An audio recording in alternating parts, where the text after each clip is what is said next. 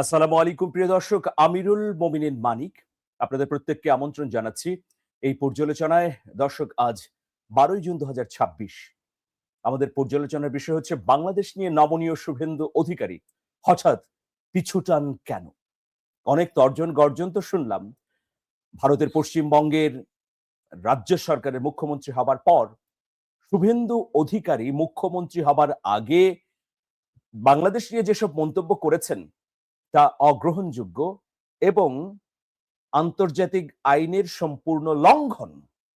তিনি শেখ হাসিনা ইস্যুতে কথা বলেছেন, তিনি সীমান্ত নিয়ে কথা বলেছেন। সবগুলো বক্তব্যই আসলে বাংলাদেশের সঙ্গে একটা সংঘাত উস্কে দেবার মতো। কিন্তু হঠাৎ করে তিনি একটু ইউটার্ন করলেন, হঠাৎ করে পিছু হটলেন। কারণ কি প্রিয় দর্শক? সেই খবরটি প্রথমে আপনাদেরকে জানাতে চাচ্ছি। বাংলাদেশ নিয়ে বহু বিতর্কিত মন্তব্য করা পশ্চিমবঙ্গের মুখ্যমন্ত্রী শুভেন্দু অধিকারী ভোল পাল্টেছেন। আপাতত বাংলাদেশ ইস্যুতে কোনো মন্তব্য করতে চান না, বরং এ ব্যাপারে কেন্দ্রীয় সরকারের কোর্টে বল ঠেলে দিয়েছেন তিনি। শুক্রবার কলকাতার কাছে নিউ টাউনে সাংবাদিক সম্মেলনে প্রশ্নের জবাবে শুভেন্দু এ কথা জানান। এ সময় ভারত থেকে বাংলাদেশ সীমান্তে ঠেলে পাঠানো তথা পুশ ইন ইস্যুতে এক প্রশ্নের জবাবে শুভেন্দু অধিকারী বলেন, এ ব্যাপারে আমি কোনো উত্তর দেব না। শুভেন্দু আরো বলেন, একটি বাইরের দেশের সংসদে কোন বিষয়ে আলোচনা হলো বা কোন বিষয়ে উত্থাপন করা হবে এটি আপনার মুখ থেকে শুনেছি। এ ব্যাপারে আমি কোনো উত্তর দেব না। যদি আনে তবে তার জন্য ভারতের পররাষ্ট্র মন্ত্রণালয়ে পররাষ্ট্র নীতি রয়েছে। তাছাড়া বাংলাদেশ সীমান্ত শুধুমাত্র পশ্চিমবঙ্গের সাথে নয়, 5টা রাজ্যের সাথে আছে। এ ব্যাপারে দায়িত্বপূর্ণ কর্তৃপক্ষ হচ্ছে ভারতের পররাষ্ট্র মন্ত্রণালয়। যদি প্রয়োজন হয় তারা মন্তব্য করবে। এ সময় সীমান্তে বিএসএফ এর হাতে জমি হস্তান্তর নিয়ে প্রশ্নের জবাবে শুভেন্দু বলেন, প্রতিদিন বিএসএফ কে জমি হস্তান্তর করা হচ্ছে। ইতোমধ্যে আমরা 1000 কিলোমিটারের মতো জমি বিএসএফ এর কাছে হস্তান্তর করেছি। উত্তরবঙ্গের চিকেন নেকের মতো কিছু জায়গা আছে, সেখানে কাঁটাতারের বেড়া নির্মিত হচ্ছে। আমরা নির্দিষ্ট সময়ের মধ্যে এই কাজ শেষ করব, কারণ এটা দেশের সুরক্ষার বিষয়।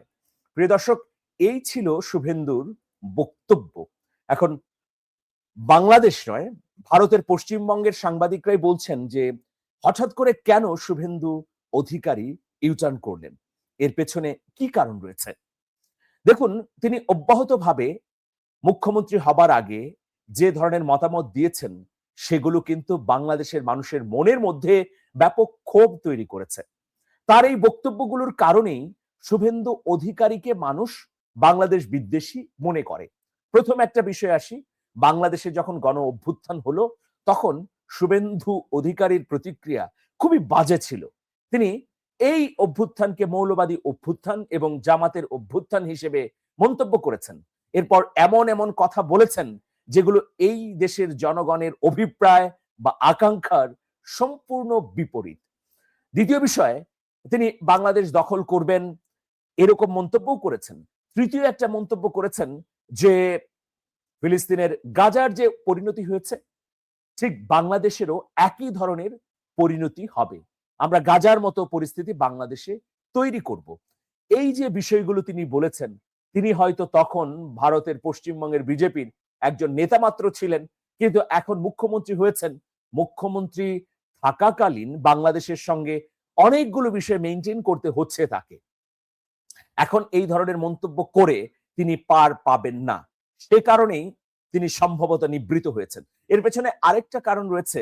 কেন্দ্রীয় সরকারের তরফ থেকে ইতোমধ্যে তাকে সতর্কও করা হয়েছে বলে একটি সূত্র বলছে। সূত্রটি জানাচ্ছে যে ভারতের পররাষ্ট্র মন্ত্রণালয় ইতোমধ্যে শুভেন্দু অধিকারীকে এই বিষয়ে সতর্ক করেছে।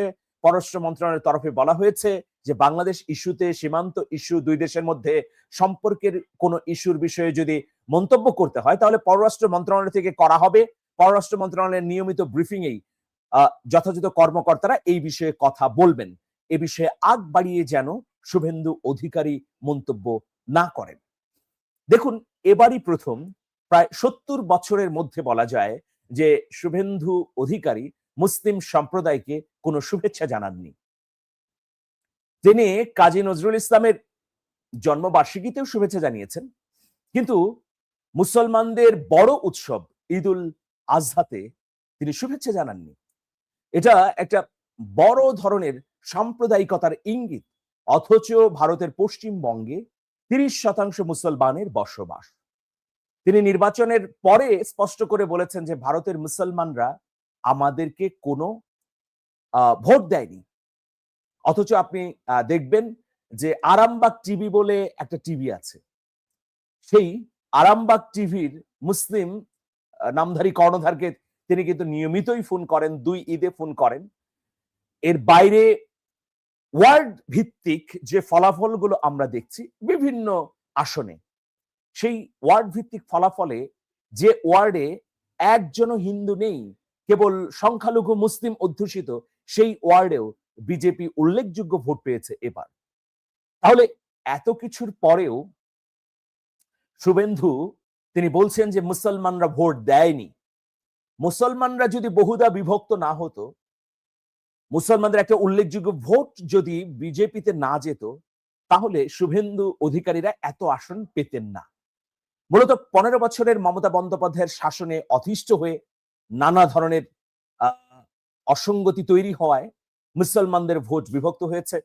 অন্যদিকে হুমায়ুন কবির সহ বেশ কজন মুসলিম রাজনীতিক তারা স্বতন্ত্র অবস্থান নিয়েছেন। ফুরফুরা দরবার শরীফ নিজস্ব অবস্থান নিয়েছে।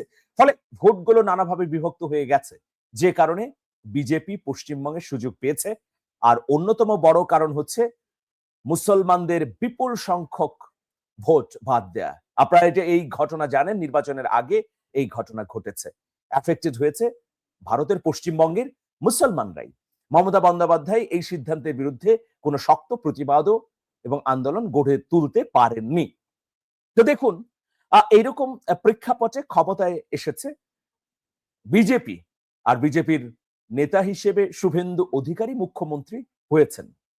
কিন্তু এই যে বাংলাদেশের সঙ্গে ভারতের একটা দীর্ঘ সীমান্ত, এই সীমান্তবর্তী দুটো দেশের মধ্যে যদি সংঘাত, সংঘর্ষ, তিক্ত কথা জিয়ে রাখেন শুভেন্দু অধিকারী, তাহলে কিন্তু তার রাজ্য চালাতে বিপদ হতে পারে, হিমশিম খেতে হবে।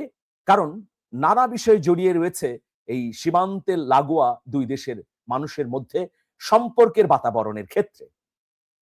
তো সেই উপলব্ধি থেকেই সম্ভবত শুভেন্দু অধিকারী বাংলাদেশ নিয়ে কোনো মন্তব্য করে আর বিতর্কিত হতে চাইছেন না। বাংলাদেশের বরিশালের মানুষ কিন্তু শুভেন্দু অধিকারীর মা, বাবা, দাদা, দাদি, নানা নানিদের বসতি এখানেই। কিন্তু প্রচন্ড বাংলাদেশ বিদ্বেষী এই লোকটা বাংলাদেশের মানুষের যে অভিপ্রায় সেটা কোনোভাবেই গ্রহণ করতে পারেন না। আমি মনে করি তিনি যখন তৃণমূলে ছিলেন, তিনি কিন্তু হিন্দু মুসলিম সমন্বয়ের কথা বলেছেন, হিন্দু মুসলিম ঐক্যের কথা বলেছেন।